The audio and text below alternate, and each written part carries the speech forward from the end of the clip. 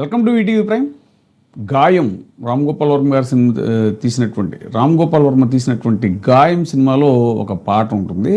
నిగ్గదీసి అడుగు ఈ సిగ్గులేని జనాన్ని, అగ్గితోటి కడుగు ఈ సమాజ జీవోత్సవాన్ని, మారదు లోకం మారదు కాలం అంటూ సీతారామ శాస్త్రి గారు దాంట్లో యాక్ట్ చేశారు. ఆయనే రాసినటువంటి పాట. చరణాల్లో నాటు అదే వేటు అదే నాటిక అదే అంతా, నట్టడవులు నడివీధికి నడిచొస్తే వింత, ఏ చరిత్ర నేర్చుకుంది పద్ధతి పాఠం, ఏ క్షణాన మార్చుకుంది చిచ్చుల మారణ హోమం అంటూ ఇలా జరుగుతుంది. ఈ నాటు అదే వేటు అదే నాటిక అదే అంతా అనేటువంటి మాటలు ఇప్పుడు అక్షరాల ఏపీ ప్రభుత్వ పాలనకి వర్తిస్తాయా అన్నట్టుగా ఏపీలో జరుగుతున్నటువంటి సంఘటనలని బట్టి మనం చూస్తే అర్థమవుతుంది.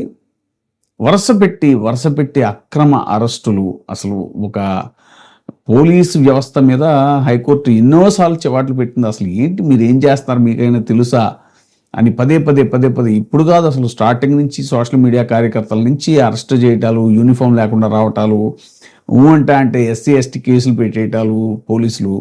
ఏంటివి అసలు, ఎందుకు ఇలాగ సీరియల్గా చేస్తున్నారు మీరు అని హైకోర్టు పదే హెచ్చరించిన, వాళ్ళని చివాట్లు పెట్టినా కూడా ఏమాత్రం పోలీసు వ్యవస్థ ఇండిపెండెంట్గా వర్క్ చేయట్లేదు. పూర్తిగా ప్రభుత్వ ఆధీనంలోకి వెళ్ళిపోయింది. ఇక ప్రభుత్వం సరే, నారా లోకేష్ గారు ఆయన యువగళం పాదయాత్ర నుంచి ఒక పుస్తకం పట్టుకుని తిరిగారు ఆయన, రెడ్ బుక్ అని.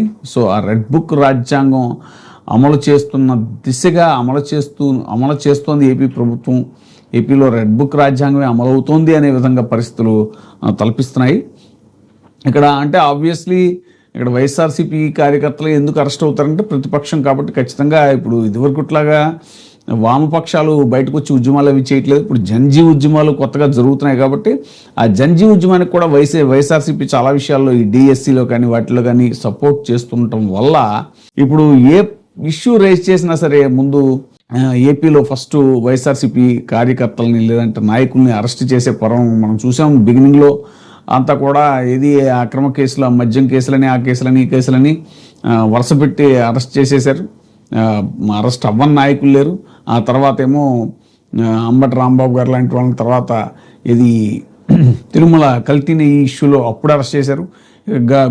కాకాని గోవర్ధన్ రెడ్డి గారినేమో ఆయన మీద కేసులు పెట్టి ఆయన్ని అరెస్ట్ చేశారు.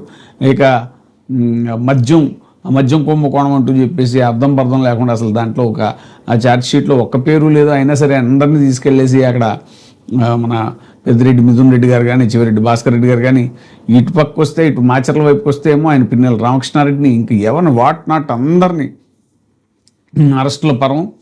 ఇక తాజాగా తీసుకుంటే మళ్ళీ కొంతకాలం మళ్ళీ గ్యాప్ ఇచ్చారు. ఈ గ్యాప్ తర్వాత ఏంటంటే ఇప్పుడు మళ్ళీ సీదిరి అప్పలరాజు గారి దగ్గర నుంచి మొదలైంది.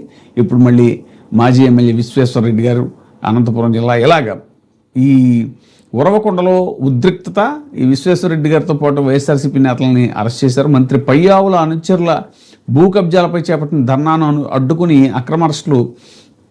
అడ్డుకున్నందుకు అక్రమ అరెస్టులు చేశారు. రాష్ట్ర ఆర్థిక శాఖ మంత్రి పయ్యావుల కేసు ప్రాతినిధ్యం వహిస్తున్న అనంతపురం జిల్లా ఉరవకొండలో పోలీసులు రెడ్ బుక్ రాజ్యాంగాన్ని అమలు చేస్తూ ప్రజాస్వామ్యానికి పాత్ర వేశారు. మంత్రి పయ్యావుల కేసు కనుసన్నల్లో టీడీపీ నాయకులు భూదందాలు, అక్రమ అరెస్టులు, అణిచివేతలను నిరసిస్తూ సోమవారం వైఎస్ఆర్సీపీ ఉరవకొండ నియోజకవర్గ సమన్వయకర్త మాజీ ఎమ్మెల్యే వై విశ్వేశ్వరరెడ్డి ఆధ్వర్యంలో తహసీల్దార్ కార్యాలయం ఎదుట చేపట్టిన శాంతియుత ధర్నాకు పోలీసులు అడుగడుగున అడ్డంకులు సృష్టించారు. జిల్లాకు చెందిన పార్టీ ముఖ్య నేతలను ఎక్కడికక్కడ అక్రమంగా అరెస్ట్ చేశారు.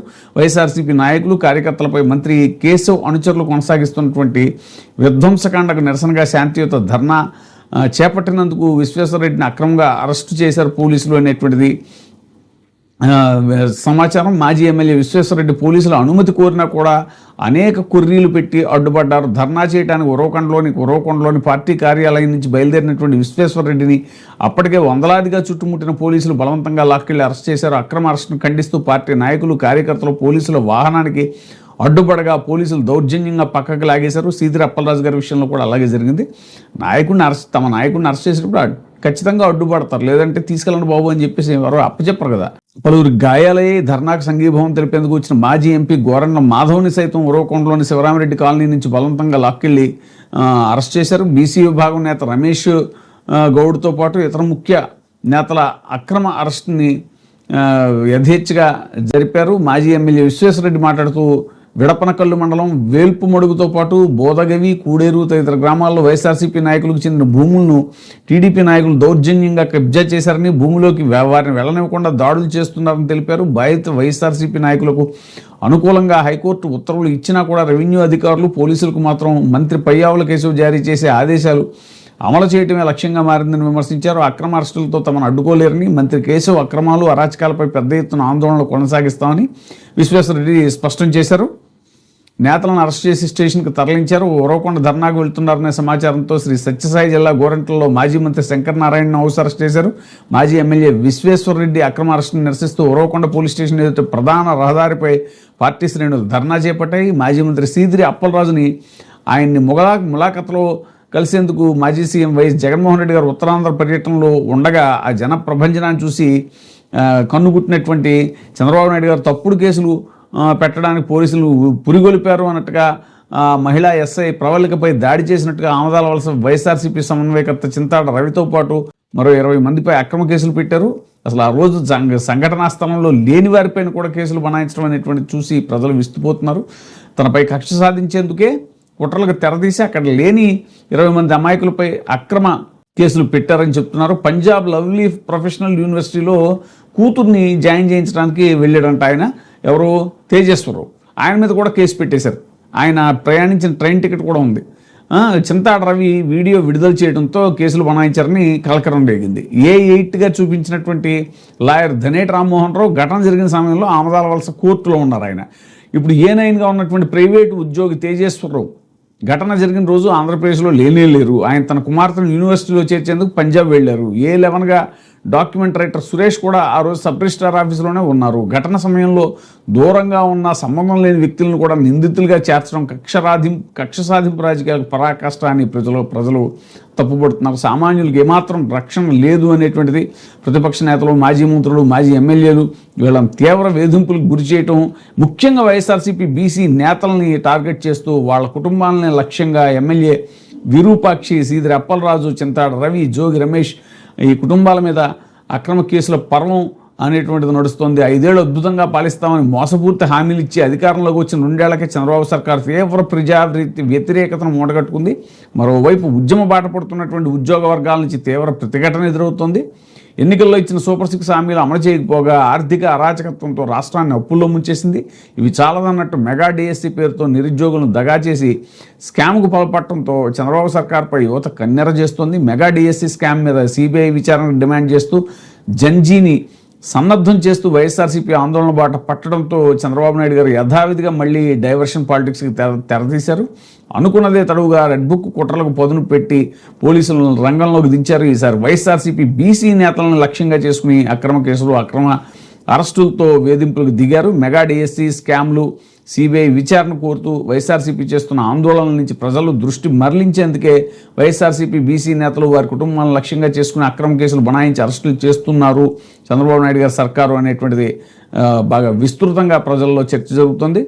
ఇక చింతాడ రవికుమార్, కాళింగ మాజీ మంత్రులు సీదిరి అప్పలరాజు, మత్స్యకార కుటుంబం, జోగి రమేష్ గౌడ కుటుంబం, మాజీ ఎమ్మెల్యే ముస్తఫా తదితర వైఎస్ఆర్సీపీ నేతలపై తీవ్రమైన నేరాలు మోపుతూ చేయటం అనేటువంటిది ఇటీవల ఇవన్నీ ఎలా ఉంటే పోలీసులు అధికార పార్టీ వాళ్ళకి తొత్తులుగా మారుతున్నారంటానికి మరో example Aluru TDP in charge Vaikuntha Jyothi పుట్టినరోజు వేడుకల్లో పాల్గొన్న నియోజకవర్గ పోలీసులు పుట్టినరోజు వేడుకలో పాల్గొన్నారని చెప్పి అధికారులపై ప్రజలు విస్తుపోతున్నారు. రాయలసీమ, ఉత్తరాంధ్ర, కోస్తా 3 ప్రాంతాల్లో కూడా ప్రజల పక్షాన క్షేత్రస్థాయిలో చురుకైన పాత్ర పోషిస్తున్నటువంటి వైఎస్ఆర్సీపీ నేతల్ని బాబు సర్కారు టార్గెట్ చేస్తోందని సర్వత్రా చర్చ జరుగుతోంది. ఇంకా ముఖ్యంగా మళ్ళీ తాజాగా కర్నూలు జిల్లా చిప్పగిరి మండలం నేమకల్లు వైఎస్ఆర్సీపీ కార్యకర్తలను టీడీపీ చితకబాతుంటే ప్రాణభయంతో వీడియో కాల్ చేసిన ఒక కార్యకర్త తనను రక్షించాలని ఎమ్మెల్యే విరూపాక్షిని వేడుకున్నారు. బాధ్యతాయుతమైనటువంటి ఎమ్మెల్యేగా కార్యకర్తను విడిపించేందుకు అక్కడికి వెళ్లిన విరూపాక్షిపై పోలీసుల సమక్షంలోనే టీడీపీ మూకల దాడికి తెగబడ్డాయి. పచ్చముఠాల దాడిలో ఎమ్మెల్యే సోదరుడు శ్రీరాములు గాయాలయ్యి ఈ కుట్రలు కూడా ఇంతటితో ఆగలేదు. టీడీపీ కార్యకర్త నాగరాజు అనేవాడు తన భార్య నైటీని తానే చింపేసి దారుణంగా వైఎస్ఆర్సీపీ నేతలపై నిందలు వేశాడు. టీడీపీ పెద్దల ఆదేశాల మేరకు పోలీసులు ఎమ్మెల్యే విరూపాక్షి, ఆయన కుమారుడు తదితరులపై ఎస్సీ, ఎస్టీ అట్రాసిటీ హత్యాయత్నం 307 కింద అక్రమ కేసులు బనాయించారు. ప్రభుత్వ పెద్దల డైరెక్షన్లో ఇవన్నీ జరిగాయి అనేటువంటిది ప్రజలు కూడా విస్తృతంగా చర్చిస్తున్నారు.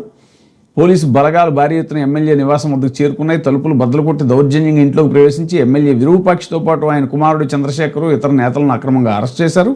ఈ విధ్వంసకాండకు ఆధారాలు దొరకకుండా సీసీటీవీ హార్డ్ డిస్కులని పోలీసులు దౌర్జన్యంగా స్వాధీనం చేసుకున్నారు.